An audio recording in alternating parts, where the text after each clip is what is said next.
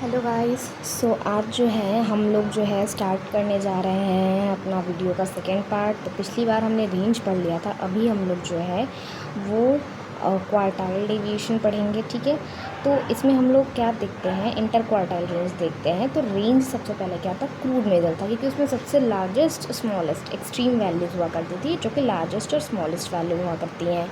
जबकि inter quartile range में हम लोग 25% डेटा का लेते हैं एंड उस हिसाब से चीज़ें करते हैं। ठीक है, तो क्वेश्चन करेंगे तो समझ में आएगा। Q3 माइनस Q1 ये फॉर्मूला होता है इंटर क्वार्टाइल रेंज निकालने का। देन क्वार्टाइल डेविएशन वही उसका Q3 माइनस, यानी सबसे जो अपर क्वार्टाइल होता है फिर लोअर क्वार्टाइल, उसे माइनस करके उसे 2 से डिवाइड कर देना है। Then coefficient. तो सबसे पहले हम लोग क्वेश्चंस देख लेते हैं। ठीक है, इसमें जो है हमें inter quartile range, quartile deviation, coefficient of quartile deviation सब चीज़ें फाइंड आउट करनी है। तो सीरियल नंबर हमने लिख लिया इसका, देन इसे असेंडिंग ऑर्डर में कर लिया। ठीक है, एंड सबसे पहले क्वार्टाइल 1 निकालने के लिए क्या करना पड़ता है हमें, कि सबसे पहले ये हमारा ऑड है। ठीक है, तो हमने क्या किया, n+1/4 कर दिया। ठीक है, क्योंकि क्वार्टाइल में हमारे 4 पार्ट में डिवाइड हो रहे हैं, 1 2 3 4। तो Q1 निकालने के लिए क्या किया हमने, n+1 जितना भी नंबर था, जितने भी नंबर्स थे यहाँ पर, उसका n+1/4 कर लिया। तो हमारा क्वार्टाइल 1 निकल जाएगा। ठीक है, तो 7 नंबर थे, तो 7+1/4 कर लिया, तो हमारा 2 आ गया। ठीक है, 7 और 8/4 2 आ जाएगा। तो यानी साइज़ ऑफ सेकेंड आइटम, हमें सेकेंड आइटम लेना है। ठीक है, और सेकेंड आइटम क्या है, 200। तो ये हमारा Q1 क्या आ गया, 200। देन हमारा Q3 कैसे होगा, साइज़ ऑफ, अब देखो n+1/4 तो पहले ही किया है, अब हमें क्वार्टाइल 3 निकालना है, तो 3 से हम मल्टीप्लाई कर देंगे। ठीक है, तो जो हमारा यहाँ पे आया था, क्या कहते हैं, 2 आया था आंसर, उसमें हम लोगों ने किससे मल्टीप्लाई कर दिया, 3 से मल्टीप्लाई कर दिया। ठीक है, तो 2 3 से कितना हो गया, 6 हो गया। तो 6th आइटम हमें करना है, और 6th आइटम हमारा यहाँ पे क्या दिया है, 6th आइटम हमें दिया है 250। तो क्वार्टाइल 3 आ गया। अब हम बस क्यों क्वार्टाइल 1 क्वार्टाइल 3 फाइंड आउट कर लिया। अब हम लोग जो है ये फॉर्मूला निकाल लेंगे, फॉर्मूले के थ्रू कर लेंगे। ठीक है, तो इंटर क्वार्टाइल वाला फॉर्मूला क्या देखा था, Q3 माइनस Q1। तो 250 पीछे आया था, -250। फिर क्वार्टाइल डेविएशन का वो फॉर्मूला लगा देंगे, 250 minus 200/2 25। Coefficient of quartile deviation Q3 minus Q1, 250 minus 200, 250 plus 200, ये हमारा क्या आ जाएगा, 0.11। ठीक है, तो बस इसमें और कुछ भी नहीं करना है। इससे क्वेश्चन आ सकते हैं, क्योंकि बहुत छोटे चीज़ें हैं, तो इससे इंट्रेंस में क्वेश्चन आ सकते हैं, क्योंकि ज़्यादा टाइम तो लगेगा नहीं। इसमें भी हमें सेम वही करना है, quartile deviation, coefficient of quartile deviation, ये सारी चीज़ें फाइंड आउट करनी है। ठीक है, तो इसमें हमारी लगभग 12 वैल्यूज़ हैं, आप देख सकते हैं, 1 2 3 4 5 6 7 8 9 10 11 12 वैल्यूज़ हैं। ठीक है, तो Q1 निकालने के लिए फॉर्मूला क्या था, n+1/4, 12+1/4, 3.25 आइटम। ठीक है, अब क्योंकि पॉइंट में आ गया, तो हम लोग क्या करेंगे, यहाँ पे साइज़ ऑफ थर्ड आइटम, ठीक है, प्लस 2.5 आइटम। ठीक है, 0.25 लिख देंगे, 0.25 size of fourth item minus size of third item. ठीक है, ये ऑलरेडी उसको सबसे पहले तो अरेंज करना पड़ेगा, जो यहाँ पे नहीं किया तो आप लोग अरेंज कर लीजिएगा। ठीक है, तो सबसे पहले हमने साइज़ ऑफ थर्ड आइटम देखा। ठीक है, size of third item 70 plus 0.25, फिर क्या था हमारा, size of fourth item minus size of third item हमारा था। ठीक है, तो साइज़ ऑफ फोर्थ आइटम हमारा यहाँ पे, एक सेकेंड, 1 2 3 4, फोर्थ आइटम जो कि था हमारा 90 minus size of third item. ठीक है, तो देखो थर्ड आइटम था यहाँ पे 3 दिया था, तो थर्ड तो हम लोग लेंगे ही लेंगे, 0.25 ब्रैकेट में हम लोग थर्ड के आगे क्या आता है, फोर्थ, तो फोर्थ माइनस थर्ड। ठीक है, तो वही सेम चीज़ हमने कर दिया, और इसका कैलकुलेशन करके हमारा क्वार्टाइल 1 हमारा क्या निकल गया, क्वार्टाइल 1 हमारा कितना आया, 75। इसी तरीके से क्वार्टाइल 3 हमने कर दिया, 9.75 आइटम आया। ठीक है, अब 9.75 आया, 12+1/4, तो 13/4, तो 9.75 आता है। अब नाइन्थ में नाइन्थ आइटम तो लेंगे ही, 0.75 रखेंगे। अब हम लोग क्या करेंगे, 9 के आगे क्या आता है, 10th, तो 10th माइनस 9। ठीक है, तो वही हमने किया, हमारा नाइन्थ आइटम क्या था इसमें, 145।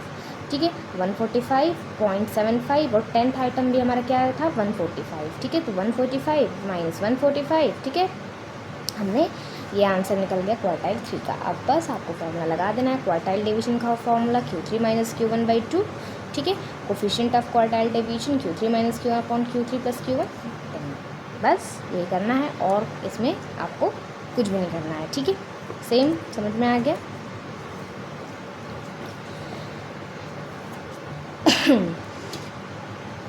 और इसमें बस हमारे इतने ही क्वेश्चन आ सकते हैं, ये कंटिन्यूस सीरीज़ वगैरह का आपको दिया है। तो लेट मी शो कि मुझे इसे बताना चाहिए कि नहीं। ओके, तो हम लोग एक और क्वेश्चन इसमें देखते हैं। This is discrete series, okay. तो इसमें हाइट दी हुई है, नंबर ऑफ़ स्टूडेंट दिया हुआ है। इसमें क्या करना होता है हमें क्वार्टाइल निकालने के लिए कि क्यूमुलेटिव फ्रीक्वेंसीज़ निकालनी होती है, ठीक है। अब क्यूमुलेटिव फ्रीक्वेंसीज़ कैसे निकालते हैं, 25 है, 25 ऊपर रख दो, फिर 25 + 21 46, 46 + 28 क्रॉस जो है प्लस करते जाओ, 46 + 28 74, 74 + 20 94, 94 प्लस दिस। तो ऐसे कर करके हम यहाँ तक आ गए, ठीक है। अब जो हमारा लास्ट क्यूमुलेटिव फ्रीक्वेंसी है क्वार्टाइल 1 निकालने के लिए क्या करेंगे, n+1/4, यानी ये जो लास्ट क्यूमुलेटिव फ्रीक्वेंसी निकाली हमने उसी को n मानेंगे, 199 + 1/4 दैट इज़ 50, यानी साइज़ ऑफ 50 आइटम हमें चाहिए, ठीक है। तो 50 सबसे पहले तो ये देखेंगे कि किसके उसमें आ रहा है, बीच में आ रहा है, ठीक है। तो 46 और 74 के बीच में हमारा 50 आ रहा है ना। तो अगर ये 46 और 74 के बीच में हमारा 50 आ रहा है तो हम लोग बड़ी वाली वैल्यू लेंगे, दैट इज़ 74 वाली वैल्यू लेंगे, और 74 के सीध में जाएंगे तो हमारा ये 157, ठीक है। 157 हमारी ये जो है क्या हो जाएगी, क्वार्टाइल 1 हो जाएगी, ठीक है। इसी तरीके से क्वार्टाइल 3 की बात करें तो 199 और ये 3 तो मल्टीप्लाई करना ही है, 150th आइटम आ जाएगा। 150 किसके बीच में आ रहा है, क्यूमुलेटिव फ्रीक्वेंसी में देखना पड़ेगा। तो 150 हमारा 136 और 158 के बीच में आ रहा है। अब 158 के जस्ट सीधे क्या है 165, तो 165 हम लोग ले लेंगे, तो हमारा क्वार्टाइल 3 क्या हो जाएगा 165। एंड देन वही सेम फार्मूला लगा देना, inter quartile range, quartile deviation and that's it, ठीक है। हालांकि इतने बड़े क्वेश्चंस नहीं आएंगे, बट स्टिल आई थॉट कि एज अ कॉमन नॉलेज भी पता होना चाहिए।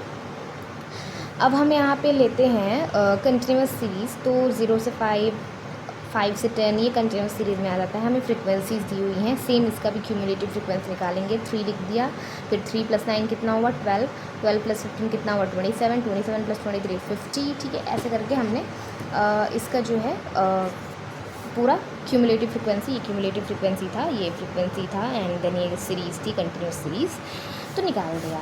अब हम लोग फ्रीक्वेंसी का सम कर देंगे। फ्रीक्वेंसी का सम कितना आया हमारा 100। क्वार्टाइल 1 निकालने के लिए n/4 करेंगे, यानी अब यहाँ पे n क्या हो जाएगा फ्रीक्वेंसी।